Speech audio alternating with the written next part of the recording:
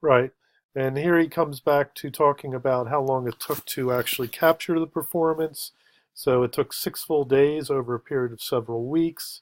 So it's a huge text, right, that's being presented here. Uh, if you think about if you ever had a chance to read other ancient, epics, for example, Homer, the Iliad or the Odyssey, those are immense texts as well. And when you think about, you know, how they were actually performed, right?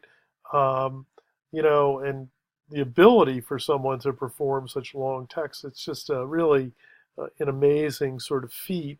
And of course, with our textual culture that is able to render things into books or uh, into cameras or into film equipment or now into computers, right?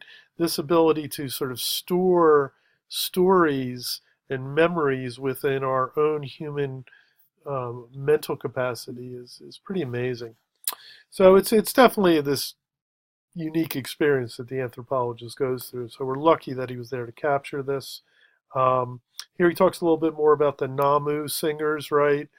These are the responding persons, so it's call and response, the type effect which is going on throughout the whole performance. Okay, so we have call and response, aspects within our culture. Okay, usually within a music or a religious sort of setting. So it's something akin to that. All right, moving on here. So he's going to start talking about the characters in the play, right? So, or in the poem. So he's going to talk about uh, Zogolon, who is Sunjata's mother, right? So right away he starts talking about the characters, and what you'll notice here, and also what you'll notice in the text itself, is uh, the title of the text is Sunjata. It's about this. This great male king in Malian Empire, right?